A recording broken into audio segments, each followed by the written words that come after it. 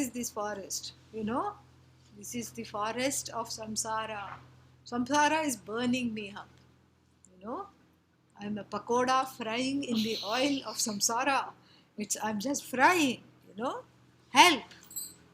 And then, dodhuya manam, I am shaken about. What are you shaken about by? By the hot winds of bad fortune, misfortune. I'm shaken about by the hot winds of misfortune. And therefore what?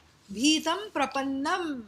I have gained a lot of fear. I have become susceptible to fear. Upar betna hai? You want to sit on top? Yeah, you want to stretch. Okay. So, I have become afraid. I am subject to fear. Bhitam prapannam paripahi mrityo. Save me from this. Twadanya sharanam aham na jane. I don't know any other refuge but yourself. Please help me. This is basically the prayer. So it's like the wind, shaking the person about. The winds of distraction, the winds of fear, the winds of wrong priorities. These are the things that take one away. So you asked a very good question. Glad. Yeah. No, not necessary. Please don't use anything. Put that back where it was. Yeah. What it was too much bandwidth. Yeah. What? I was telling you about the same thing when you were actually coming. So what do I do? You already got so much to achieve in the office. Yeah. And so you will achieve better if you have this knowledge. So what do I do? I'll tell you a secret. If you have this knowledge part of your life, you will achieve more and better. Absolutely. Because this knowledge helps one be sane on the day-to-day level.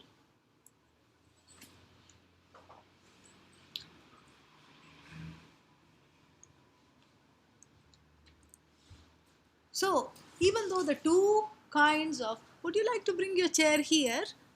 Bring her a chair here, Janani. She's okay there? You're okay there? Because you can come closer to me. Now, don't bring the chair. It's right here. There is a chair. So, bring it here close. Near this lamp you can put here. Let's see. No. 2 chairs. Now you have 2 chairs. Come.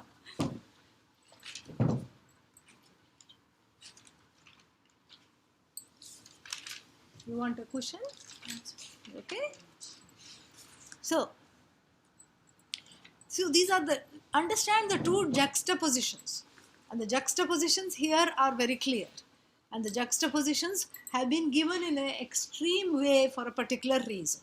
And what are the juxtapositions? Jihasa. What is jihasa? Letting go out of a sense of hopelessness.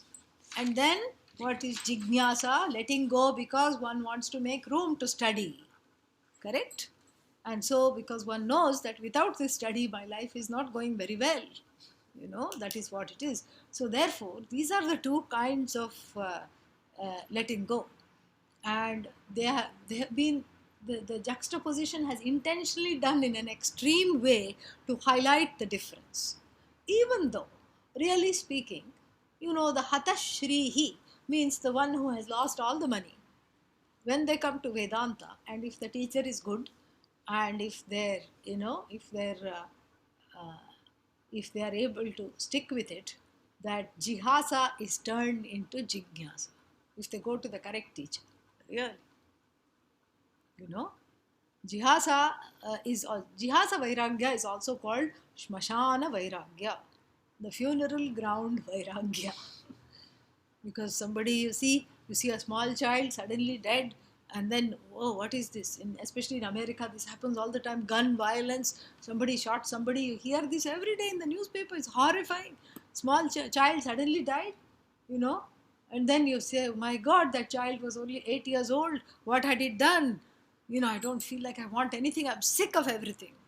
This is called funeral ground Vairagya, because on the way to the funeral ground, one feels like I'm sick of everything. I don't want anything. I'm going to give up everything. And then on the way back, one is hungry and one looks for the restaurant on their smartphone. Where should I eat today? This is the problem. Correct?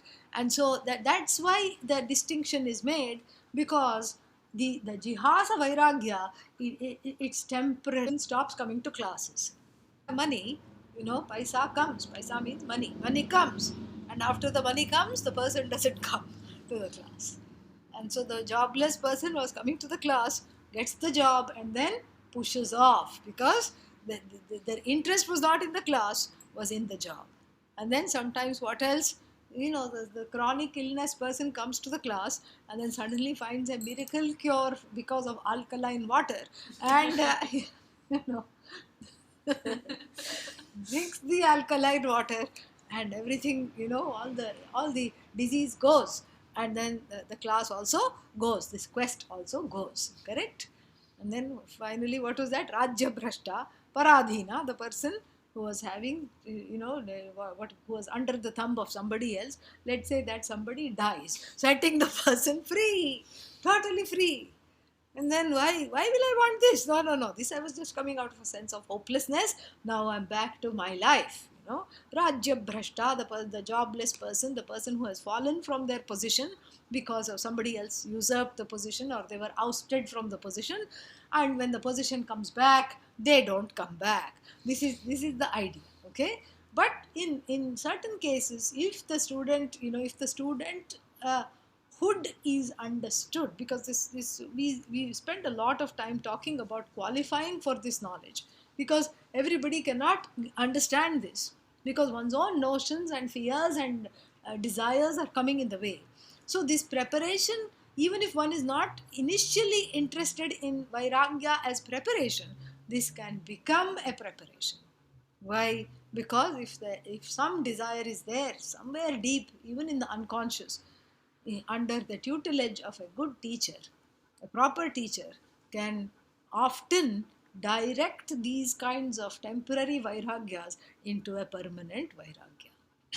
But it's not all dependent on the teacher, Vedanta, first thing it says, is all about you, correct? Yeah. So the teachers are spared. That's the fine print.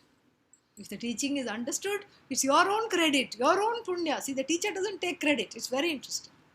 Your own punya and your own greatness that you are able to understand this, you desire this, is your own greatness. If you don't understand it, it's the teacher's fault. No. That also means that somewhere I am not putting the proper effort in the proper way, in the proper manner, and then I have to go through the list, Viveka, Vairagya, all these things, and what is lacking I have to always see and make up for that. Okay? Yeah. Further, he's going to say a few other things. Let us see. He is describing the jignasu vairagis, the people who have vairagya and who are jignasus, he is describing here. Kamadhenur grihe yesham, Kamadhenur grihe yesham, Nivaso nandane vane, Nivaso nandane vane. Kashyapādyāstapasyanti, Kashyapādyāstapasyanti, Jignāsa mukhyameva tat, Jignāsa mukhyameva tat. So who are these kinds of people? Best to go back in history and mythology and the stories from the Puranas to see what these true Jignasus are like. And the first example is Sage Vasishtha, a saintly person. And what is Vasishtha? He lived in a forest, Nandanavana. He lived in a forest or some kind of a thicket grove of trees outside the city. Simple life, And he lived in a little hut. He had a sage of ancient times, appears, during Rama's time. Sage in the, what is that? Treta Yuga. And so this sage, what was his claim to fame? I mean, many things. He wrote many treatises, everything. That's not what we are talking about. The claim to fame was a pet cow. He had a pet cow. Its name was Kamadhenu. It was in the house. And this pet cow it was a magic cow, magical cow. And you say, oh, Dhenu, Kamadhenu, moo, what? Get me a gold chain. Cow, you can ask milk. Get me a gold chain means what? Where will the cow go to get a gold chain? It's not found in the grass. It's not, it's cutting off and on, bad sound, picture freezing. Okay, you know what? Bad Let me log out and log back in. Don't worry. Yeah, let's do this again. Oh, this is not that computer. So what do I do? Here it is. So it's going. Open a new window.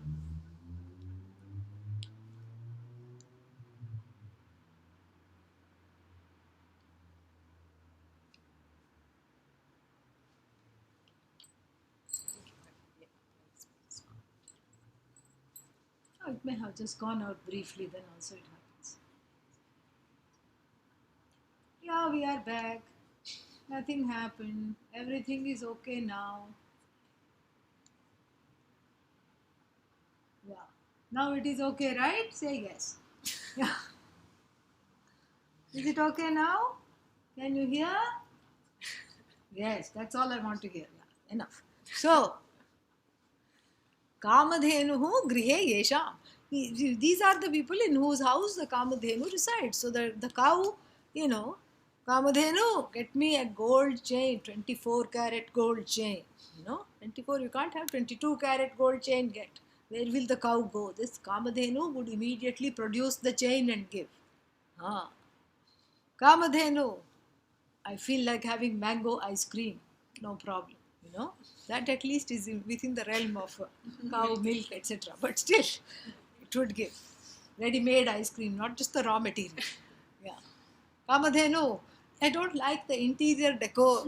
I want new curtains and new sofa set. No problem. Move. Finished. Kamadhenu, how about a nice holiday? Here are the tickets. You want to go to Cancun? Go to Cancun. And imagine if you had such a cow, correct? Imagine if we had such a cow right now that would just, just in answer to a simple command, gives everything, Would anyone, my question to you is this, would anyone who had such a cow, go to Vedanta classes? Never! Never! Because they would be completely in the realm of bhoga rather than yoga. Because yoga comes only when bhoga goes. Bhoga means conspicuous consumption. Yoga means the ability to what? The ability to understand and lead a life of discipline. The ability to desire something other than just conspicuous consumption. So if you can get everything that you want, it's very unlikely that person goes to Vedanta and that person makes the time for spiritual growth and knowledge, because the spiritual growth comes only when there are certain life experiences that, that show me that I'm not in control. That's when the person is, has a kind of an impetus for spiritual growth. And so here, this is not the situation at all. So this wish-fulfilling cow, is in the home of who? The greatest sage. Because you know what? The trick to getting what you want out of the cow, very interesting. You have to not have any desires. Then only you can get whatever you want from the cow. This is the secret. And it's even though it's told as a story for children and adults, mythological story, it has a lot of symbolism in it. It has a lot of knowledge in it, because the Taittiriya Upanishad says that, who is the person who enjoys all the level of happiness that, that is there in all the various realms, and, who enjoys the happiness of heaven sitting right here. Who is the person? The person who is akama hataha, na kamena hataha, the one who is not hijacked by desire. And then who else? The person who has studied well, Shrotriya. This is the whole thing. This is the secret to what? To gaining everything. The wish-fulfilling cow means everything. You gain everything by wanting nothing. Really very interesting paradox. You gain everything by learning and, to understand that, understanding the connection. Because when you want, there is a pressure built up because of the desire. The desire is not wrong, but the desire drives you. That's the pressure. I want this. I have to have this now. And then as a result of the pressure, there are certain actions. And what are those actions? Those actions are sometimes going against my own best interests, going against the rights and privileges of others, trampling upon the rights of others. That's why you leave a big footprint, a karmic footprint. You have to leave a small karmic footprint. And this is what the problem is. And so therefore what? This is a completely different kind of a situation where when you understand the importance of, understand the importance of being a non-wanting person, and you gain this knowledge like these sages have. How did they gain this knowledge? By managing their desires. Even though they have a wish-fulfilling cow at home, they don't want anything because they have everything, because they have that, they enjoy that oneness with everything. So everything they have without needing to possess anything. And the story goes that Vishwamitra came to Vasishtha's ashram. Vishwamitra was not a sage at that time. He was a sage wannabe. And what was he doing? He was actually a warrior. He was a kshatriya. He was a warrior. And he and his army, he was a king and a warrior. And he and his army were very tired. So they thought they will go have lunch in the ashram, take rest, and then move forward. And then what happened as a result? They arrived at the ashram later than usual. All the lunch had been given away, eaten up, the dishes washed and put away. 200 people show up. 200 soldiers and Vishwamitra, their commander-in-chief. Then what are we going to do? Vasishtha, it was not a problem. Hey, Moo, come here. Feed these 200 people. And a 10-course lunch appeared. Late lunch. Wonderful. Everybody enjoyed. And then Vishwamitra was dying out of curiosity. Where, how did you get this? Who cooked? He says, I didn't do that. The cow cooked. Cow knows how to cook. It's not even wearing an apron. How did it cook? Well, here's the secret. I just tell the cow and it just made all these dishes. It's a wish-fulfilling cow. And then as he left the ashram, just out of politeness, the guest asked, the Vishwamitra sage asked, is there anything else you want? He says, I'll have the cow. I want the cow. How rude. Not only enjoyed the dinner, the lunch put by the cow, he says, I want to take the cow. And Vasishtha said, I will gladly give you the cow. But there is a trick to managing this cow. Are you totally free of desires? Even Vishwamitra was honest enough to say no. This is pre-Menaka, but still he said no, correct? And then he said, no, I am not free of desires. He says it's useless. If you are not free of desires, the cow is just going to become an ordinary cow. It's no longer going to be a magic cow. At the most it will give milk. That also you have to milk. It's not going to give it effortlessly. Only when you are free of desires, you can get whatever from this cow. And he's very angry. So what do I have to be free of desires? You have to become a saint. You have to become a rishi, a sage. You have to become a brahmarshi. You have to be a sage that knows Brahman, that knows God as yourself, as the truth of yourself. You have to. That's what it's going to take. And so he said, I'm going to give up everything. I'm just going to stand on one leg till I become this sage. So his giving up was in order to what? Become a sage. Not in order to get Brahman. And then what happened? He was doing tapas and God decided to teach him a lesson because he was not going about it the right way. And then God sent a beautiful damsel, a nymph from heaven. And here he says, I don't want wife, I don't want strife, I only want this cow. And in order for this cow, I'm just going to stand on one leg here and do all this. And then suddenly, chan, her anklets. Her anklets are making a sound. She is swaying from left to right. First he is meditating, he takes one peek, he looks from one eye. Who is this? Oh, then he sees that he requires both eyes to see because the form is so beautiful. This beautiful damsel, she says, you want Bharatnatyam? This is one form of Indian dance. Or you prefer Kathak, North Indian dance. And then he says, do both. And then very soon, she is not dancing. He is dancing to her tune. Correct?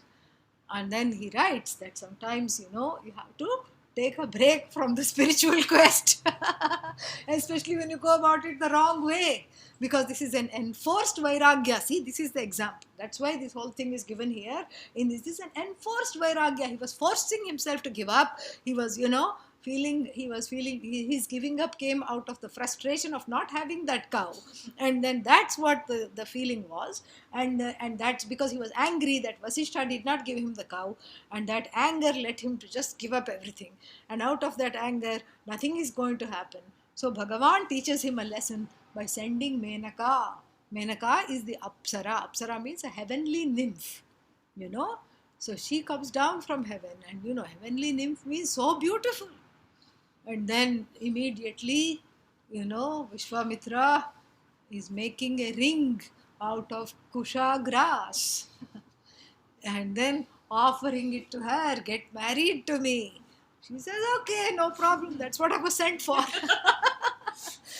And then it's much later, after he is much wiser, he's grown up really, Anybody who's married has to grow up very quickly, because very quickly you understand you're not just dealing with your own ego. Especially in an Indian marriage, you marry the whole village. Yeah, you don't marry just the person. You have to deal with that person's ego, you have to adjust, you have to accommodate, you have to give in. Yeah, if you want the marriage to continue, correct? You have to give in. So that means you grow. Each time you lose an argument at home, and now, all the people that are here, their spouses will be very happy with me. Each time they'll say, please go to more classes. Each time you lose an argument with a significant other, you have grown spiritually. Once I was saying this, and a newly married couple was there in the audience, and they raised their hand. They said, who should lose the argument first, him or me? She's asking. So you be the first one to lose an argument. And in this loss, there is gain. Because the loss is just of the ego, really. What is the meaning of ego? The E that has to go. That's what it is. That ego is only bruised. It's a surface level injury. It's an as though injury. Because if you're holding on to the ego as I, then, then that is not, that doesn't make one humble. That doesn't make one a real seeker. A seeker of Bhagavan has the ego, in check. So what should I do to have the ego in check? Get married. Stay married. Yeah, that's all you have to do. Or if you're not married, you use all the areas in your life and the people in your life to grow. By not trying to win over people all the time, having this pressure that I have to be right. This itself comes in the way. That's what we hear, we understand from Vishwamitra's story. So, Kamadhenuhu grihe yesham. So, in his house, he is having the wish-fulfilling cow, yet he is having so much value for this knowledge. This is the vairagya for Jignasa. Yet he is not asking the cow anything. He wanted the dinner for the people, not for himself. So this is the vairagya. And then what? Vasaha nandane vane. So Nandana vana is the forest where all the sages live. So living a simple life. Forest life means where now everywhere deforestation and forest fires, where to go. So, simple life. A minimal, simple life. A life that is committed to spiritual growth rather than accumulation of things. That is basically what is advised here. And then what? Kashyapa. Kashyapa is a sage. Kashyapa is a sage who after whom Kashmir is named. Yeah. Kashyapa Mira. That is what is the name. So Kashmir is named after the sage Kashyapa. So Kashyapa, very exalted sages in the tradition, saints and scholars in the tradition. And Narahari says, be like them. They exemplify this vairagya, the second kind of vairagya they are talking about. So, ye jignasuhu, ye jignasavaha, what do they? Tapasyanti. These jignasus, tapasyanti means they are spending their time in purification and prayer. Not as an end. They are not praying to God, please give me this, give me that. They are praying for purification so that they feel fit to be, to see God as the truth of themselves, to know God as none other than themselves. So this is why they are praying. So the prayer is taking on, and the prayer and the religious whatever austerities or spiritual discipline is a means to an end rather than an end in itself. Then whereas, this is another contrast. Adhivyadhibhayodvega, Adhivyadhibhayodvega, Paratantriadipiditaha, Paratantriadipiditaha, Ye jiva mokshamichanti, Ye jiva mokshamichanti, Jihasa mukhyata sutusa, Jihasa mukhyata tusa. So, whereas the people are Adhivyadhi bhayodvegaihi piditaha, afflicted. What are these people afflicted by? These people are afflicted by fear, pain, sorrow, and maybe lack of wealth, maybe helpless, maybe suffering a misfortune of some kind, suffering calamity, or suffering physical disability issues, kind of chronic illness, etc. These are the people. So what do they want? They want freedom also. What do they want freedom from? These very conditions from which they suffer. Correct? Meaning, as soon as they are freed from the condition, they are no longer hopeless from life. Yeah, they are no longer hopeless. In the first, in the what we saw previously is that there is no hopelessness there. There is only desire to know. Correct? There is only desire to know, and for the sake of the desire to know, I am clearing my calendar. I am clearing my house. In ancient India, there was a ritual called Vishvajit. What is this Vishvajit? Vishvajit literally means to conquer the world. How do you conquer the world? Yeah, you give up everything you own. That's what the Vishvajit entailed. We see this in the beginning of the Kathopanishad. Vishvajit, and who else performed the Vishvajit? Raghu, Rama's grandfather, great-grandfather, whatever. Raghu performed Vishvajit. In Raghu Vamsha we see that. And, and then everything is given away. Everything that is owned is given away. And the people who are, it's not given away with a arrogant flair. Here, come, take, you poor thing, It's not like a garage sale. Nothing is sold. Things that I don't want, no. All the people who are coming are invited. Their feet are washed. They are, very humbly, they are prayed. They are, you pray and say, you are prayerful.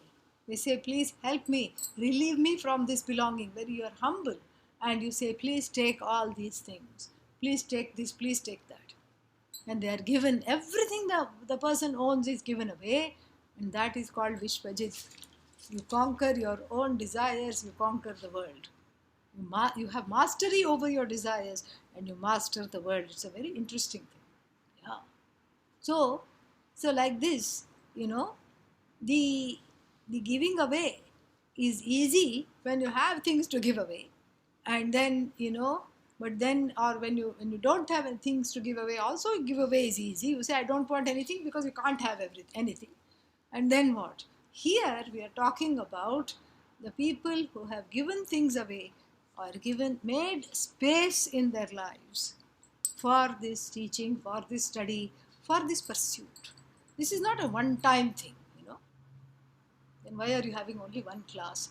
That we can discuss later. But right now, this is not a one-time thing. It's a committed pursuit. It's a committed pursuit that one is, one has to be exposed for a certain length of time in order to understand. It's not about indoctrination, because we are not converting anybody to anything else. It's all about you. What you already are is being understood more. Is being revealed because sometimes I am in my own way of seeing my own glory. That's what it is. So the ignorance is being removed. It's not that some new knowledge is being put or whatever it is. So it's not about indoctrination. It's not about conversion. It's about seeing the truth of who you are for yourself if you want. That's all it is. If you want. There is no compulsion here. If one is happy being who they are, that's okay. And so therefore, this whole thing is very interesting because adhivyadhi bhaya udvegaihi piditaha, those who are afflicted by all these afflictions, they want freedom from the affliction. That's what it is.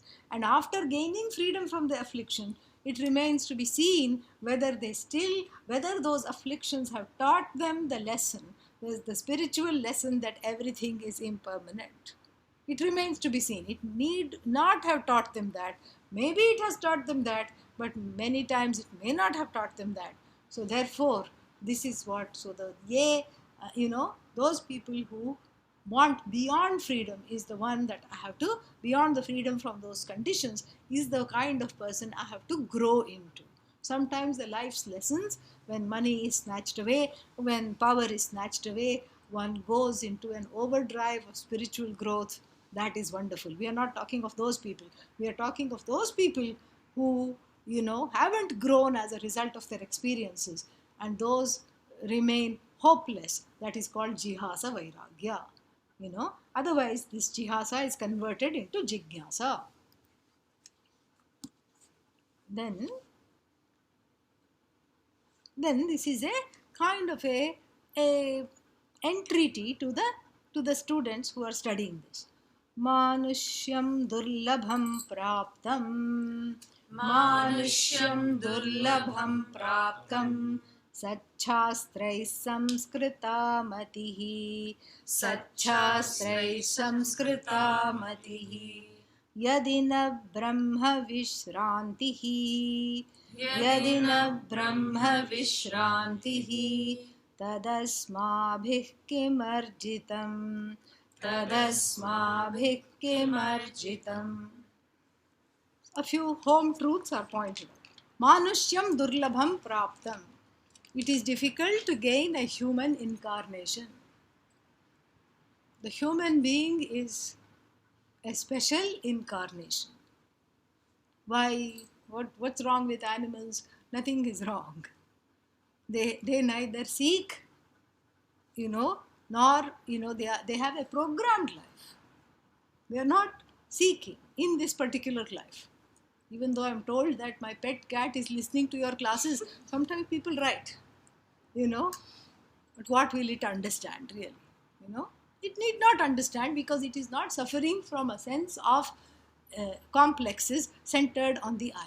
I'm not enough. I have still things to achieve. I have still things to do. Without this, I'm not okay. Without this, I can't step out of the house. If it's like this, I have to be like this. And even coming to the spiritual quest, I don't have enough vairagya, so therefore I won't study. I don't have enough viveka, so therefore I won't come to the classes. This is how it is. The person who's a perfectionist.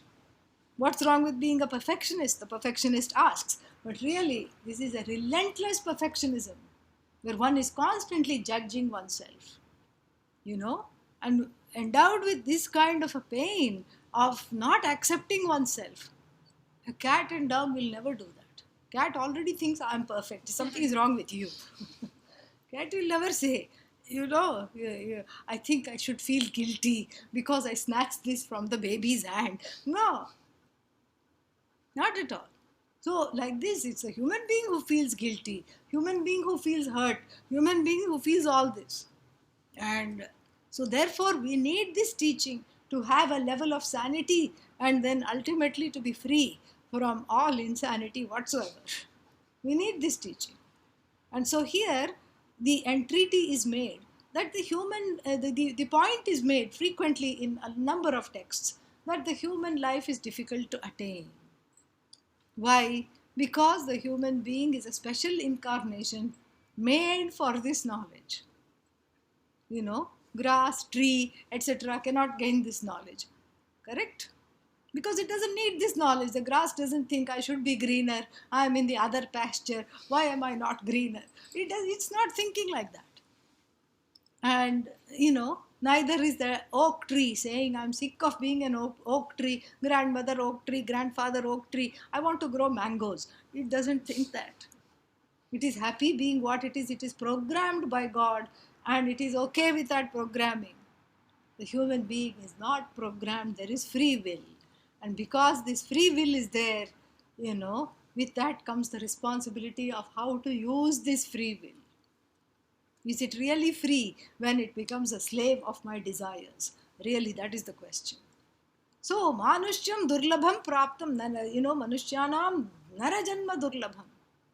Difficult to gain a human incarnation, because when we talk of karma and incarnations, there are many, many lives, and then all the desires, the desire to the wrong things I have done, in gaining those desires, to wrong actions, and those wrong consequences of those wrong actions, please do not waste it.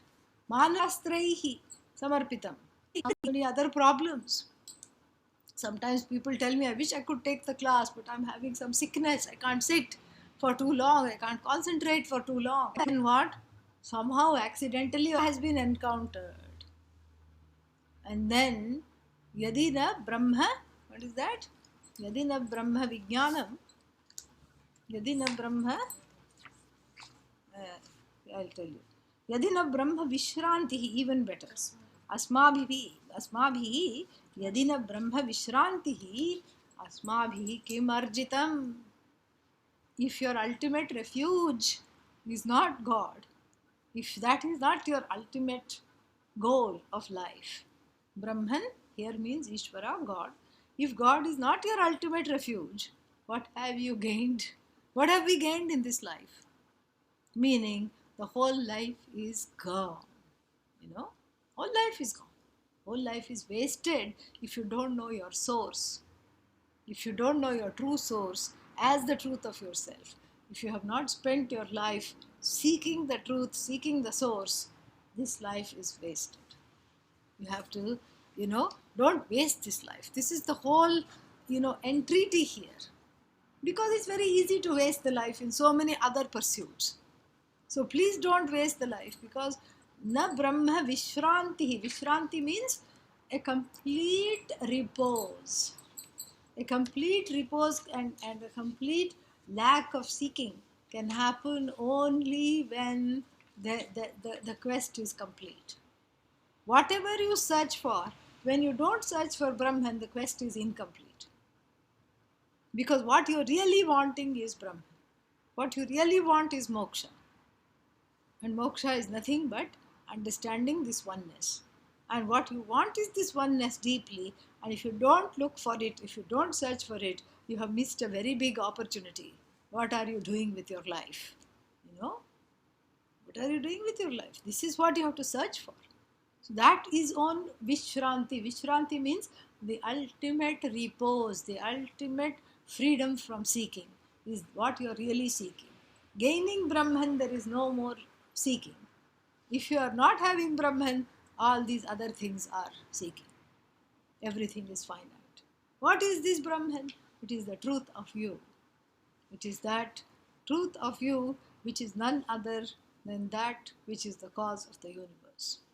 When I understand that the essence of the I, not what I can see, not what is visible, not the body, mind, senses, mind is also visible, not what is observable, but that I which is the witness of all this, that consciousness is nothing but that consciousness, that same consciousness that has created, in fact, this whole universe.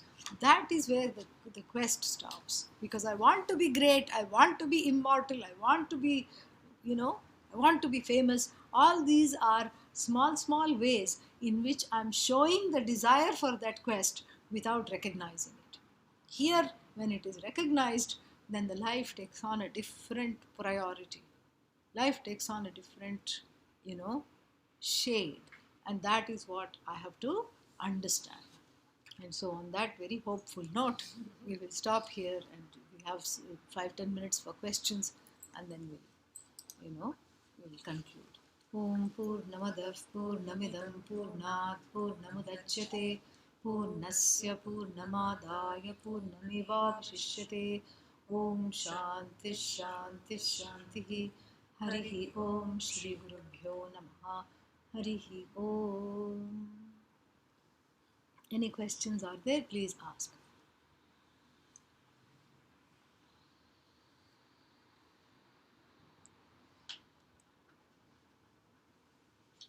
So to even reach the stage of beginning of Vairagya Yes. or even Jigyasa, Yeah. the mind has to be a bit refined, otherwise you're not even able to reach that stage. So what are the practical ways to somehow discipline our monkey mind, because Yeah. it keeps going and within a second I can have multiple thoughts. Thoughts are not the problem. If you want to have thoughts, then what will happen? Only people who don't have thoughts are people in permanently vegetative state. We don't want that. Thoughts are not the problem. Don't identify with the thoughts. Know that you are not the thinker. You are the one who is observing the thoughts. When you observe the thoughts, thoughts come and go. You are there. That is how to discipline the mind. You just come back to yourself, the observer, the observer. I'm not the bundle of thoughts. Those thoughts are not the problem at all. Yeah, but you're right. Yeah, that's how the mind gets stable. We need two things. Chitta Shuddhi, the mind has to be purified from the relentless seeking of various desires, and Chitta Naishchalyam, the mind has to stay, with the teaching. So both those things we need. Staying power and the purification. I guess I have a question about the part about giving up that anything extra in your life. Yeah. Because I feel like, if I play the piano, it helps me. Yes. Or if I do yoga, or if I do certain things that are extras. Some of them are just fun. Yeah. Like watching the football game, that's just Right. But others seem like they're more Sadhana. something. Yeah, sadhana means they help you. So if it helps you, it's not extra. Simple. Yeah. Extra means that is which is dispensable. So if you say it's helping me calm down to play the piano, it becomes sadhana. It becomes a pursuit. It becomes something to help to calm the mind. It's helping me to do yoga. I'm healthier and I can sit for longer and I can meditate better and I can, be a better person. I'm not so reactive. Do yoga. No problem. Then it is not extra. Extra means that which is truly extra. That without it you are okay. That you drop.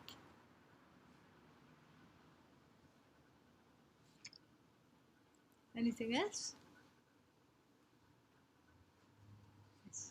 So this is a very simplistic question. So the thing is, um, so these are very high thoughts that you will have. You'll know that you're trying to attain something. That's why. But what happens afterward? So do you experience God? Or do you basically, for example, I'm a student of science. Yes. I see science everywhere. And it is something I can touch, I can model in my mind and Right. everywhere. But this thought of God, is something that I can model in the sense that it is very intangible. Yes. But since you are teaching and you have been doing this for so long, so how do you see God? Very nice question. How do you see God? And because God is not tangible, Bhagavan is not tangible at all. Other things you can, touch, feel, and objectify. That's what you're saying. You can objectify. Yeah. There's no way to objectify God. God is beyond objectification. There's one more thing beyond objectification, that is you. In fact, there's only one thing. You are beyond objectification. You can objectify the body, you can objectify the mind, you can objectify the senses. You cannot, you write afterwards, yeah. So, you can objectify the senses, you cannot objectify you. You are not an object, you are the subject. And so that subject, when you see that, because see, even in every thought, there are two components. There is the object of thought. Like supposing I'm thinking of glasses. This is a object, correct? Who is thinking? I, the subject. So the subject is thinking of the object, and then in this there is a subject-object relationship. This is an object of thought. I am thinking of the glasses. So the object goes, now I stopped thinking of the glasses because the book came in front of me. Now I'm thinking of book. Then the book went, something else, computer, I happen to look at the computer, so now I'm thinking of the computer. So this goes on and on. The object of thought is always changing. But what about the subject? That unchanging subject. That is what is the, when I am in touch with the unchanging subject, I am in touch with God. That's what it is. And when I am in touch with, even if you take science, anything you take, it leads you to God because everything is God. You know, God is not separate from anything. All that you see is God. Everything that you touch is God. Everything that you hear is God. There's a beautiful story when man was lying down, and then another person comes and says, "Oh, your feet are facing this sacred, Shiva Linga, this sacred Shiva stone in the, and so you have to not put your feet there." And the man said, "I'm too old. You put my feet wherever you want." And he puts his feet there. Another Shivalinga comes. He puts his feet there. Another Shivalinga comes. Everywhere. So this is just to show that, in the tradition, we say that there is that, all pervasiveness.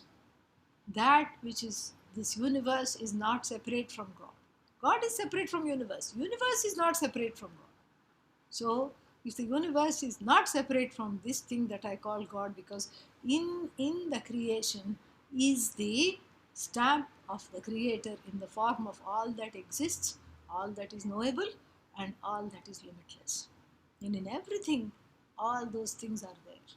So if you are, in science also leads you to God. Because there is something there that is, ultimately, even in science, there is something intangible. That's why we say quantum physics. It's a quantum leap. The observer affects the experiment.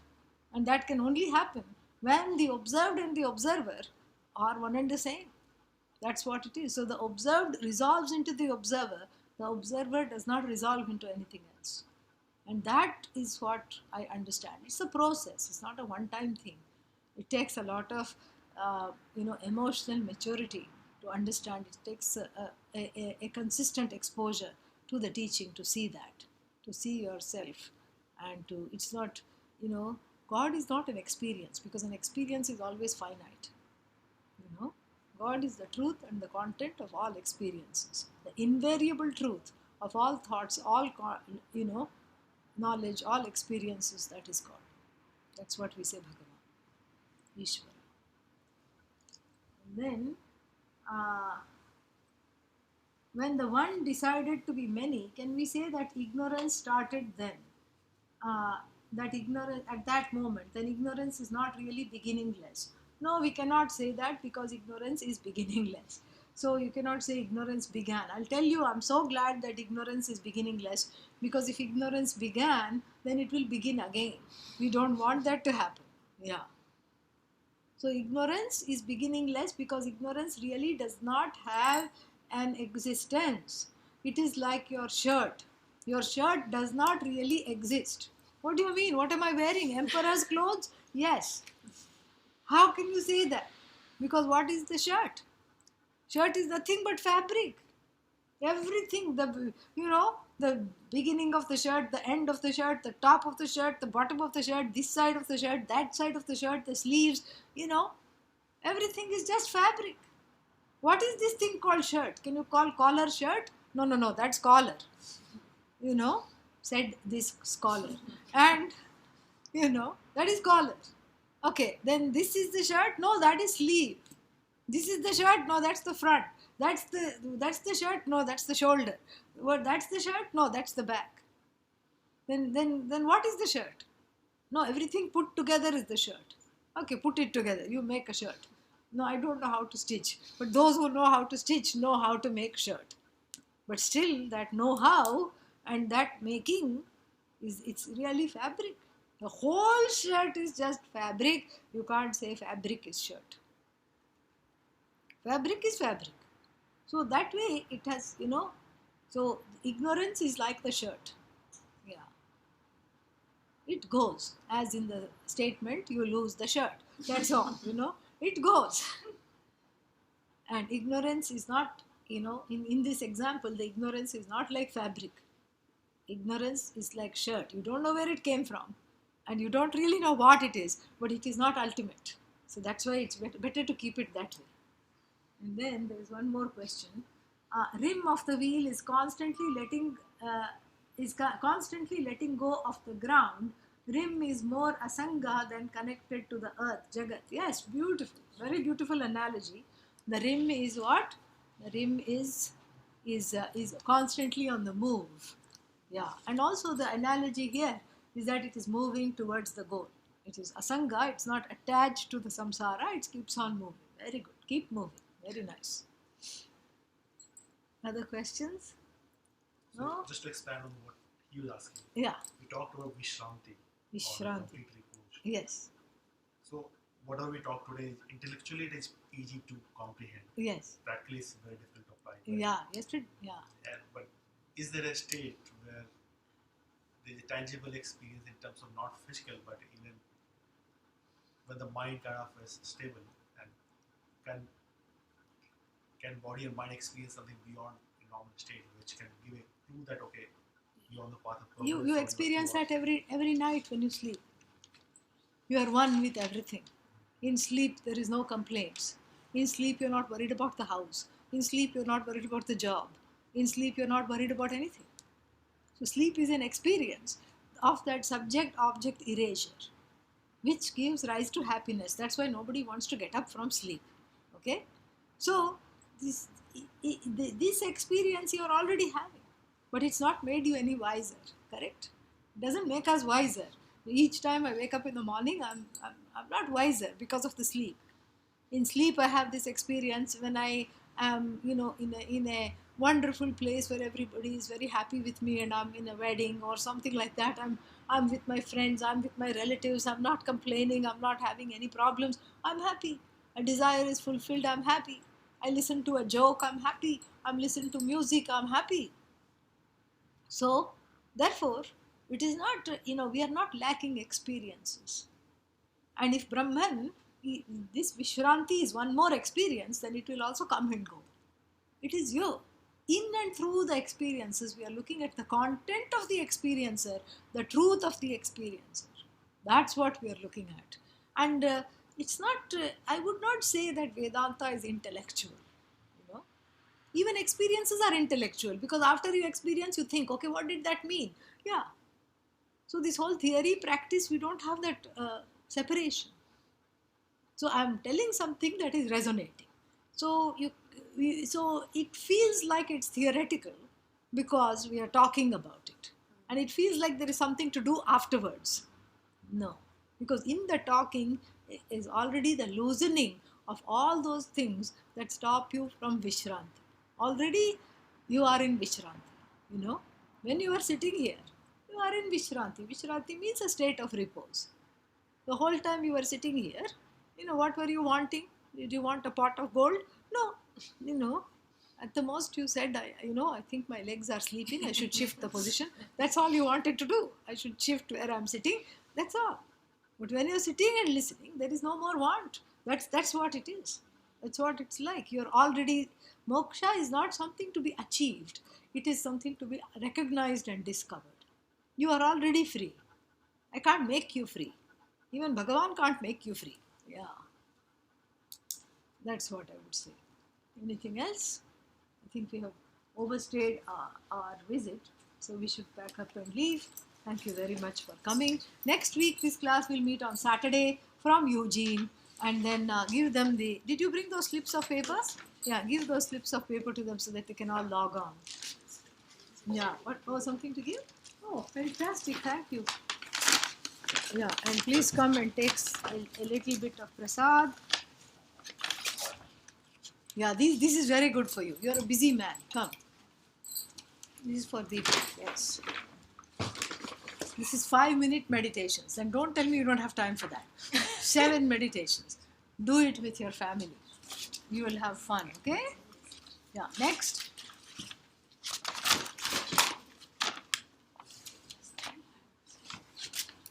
For you, serious topic came. So take Okay. that. Yeah, very nice. This is like a lucky dip. Yeah, come. Nirvana Shatkam. Om Namah Shivaya. Thanks. Come. This is for you.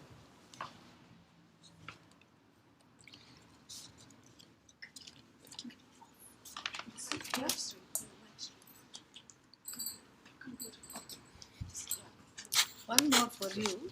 You both share, okay? This is for you and Yeah. Deepak to share. Kali Santaran, how to cross Kali Yuga. This is very